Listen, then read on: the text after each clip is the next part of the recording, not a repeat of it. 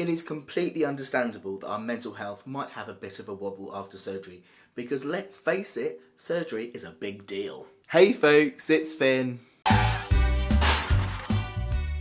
Welcome back folks, and a very big welcome to anyone new. Lovely to have you here. In today's video, I want to talk a bit about mental health after surgery, because it's really important for us to think about, to talk about and prepare for.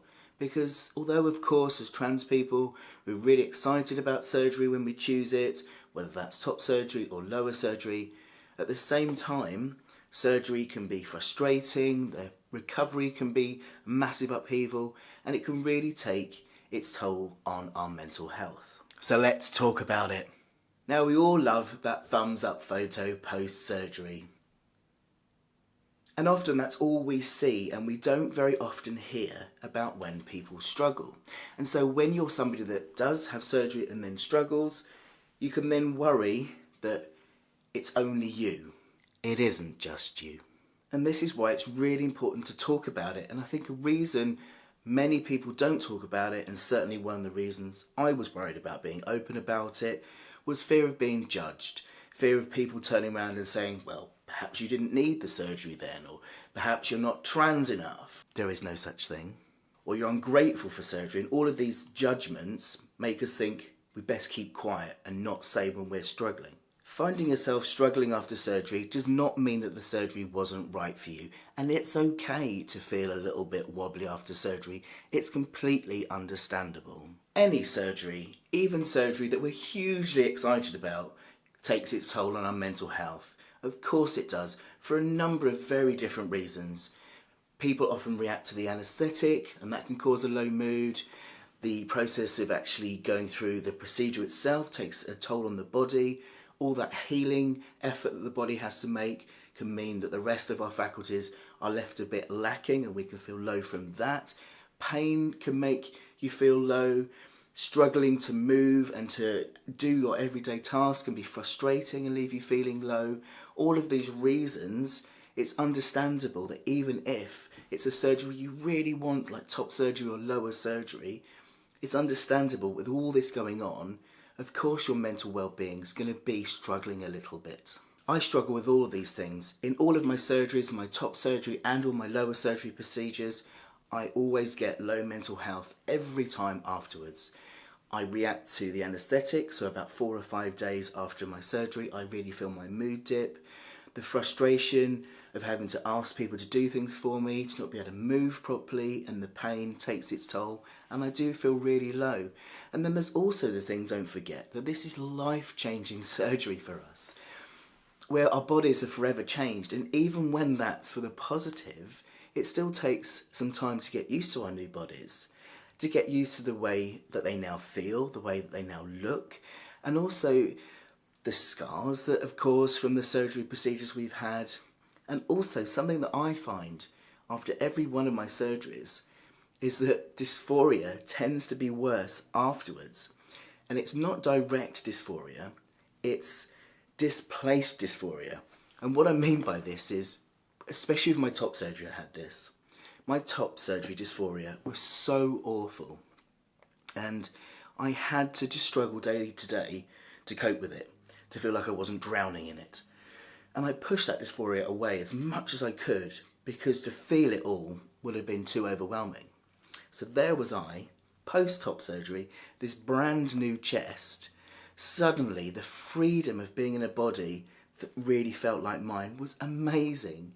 And it was such a stark contrast to the dark weight of dysphoria, that all of that pain that I'd been like pushing away from dysphoria for years suddenly was allowed to come out. Suddenly in that space in my body, all those years of pain, frustration and anger came out, and that was part of actually every surgery I've had.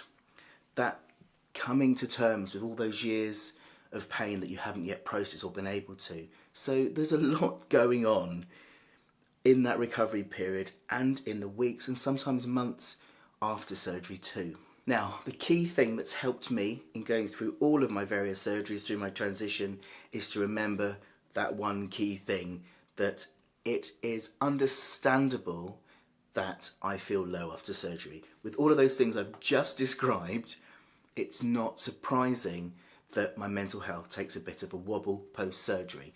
And once I actually acknowledge that fact, that there is so much upheaval, I can feel okay about feeling a bit low and stop getting so down on myself about it. Give yourself a break. Feeling low, anxious, stressed, angry, any of these things is completely okay and completely understandable. It doesn't mean surgery was wrong for you. It doesn't mean you're not trans enough, and it certainly doesn't mean you're ungrateful. It means you're a human being who's just had huge life-changing surgery.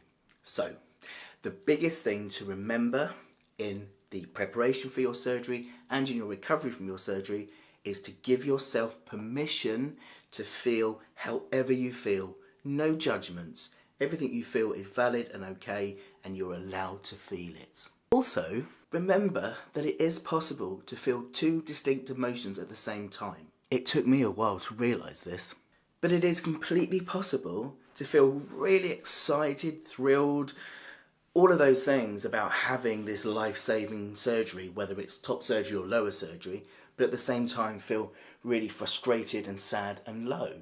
You can feel these two things at the same time and hold them in the same space.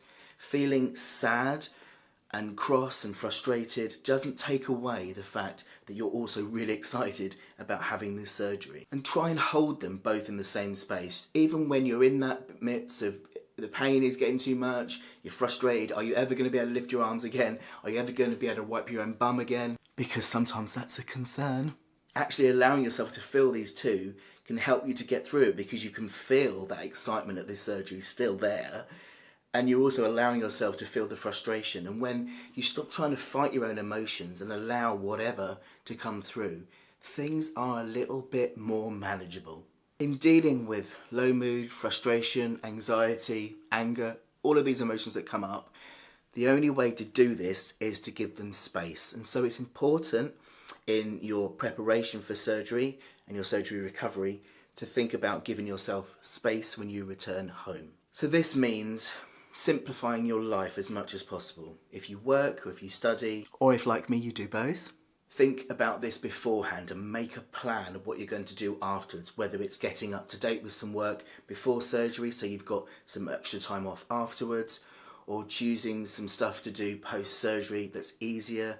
Just try and find flexibility as much as you can in your life to put in place after surgery so that you can give your mind time to heal as well as your body. It's really important to simplify your life as much as you can. Don't do big stuff around surgery like moving house or changing jobs. You want to keep things as simple as possible so that you've got the time and space to treat yourself gently, to do lots of nice self-care, and to just give yourself time and space to heal bodily and mentally. Make sure to find yourself a group of friends and family who are really supportive, and I mean friends and family who get that this is both life-changing, exciting surgery, but also surgery that's going to take its toll on you, and are going to understand that and not judge you.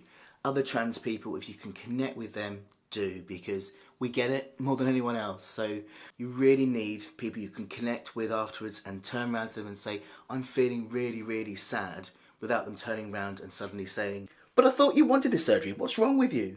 People like that are not helpful.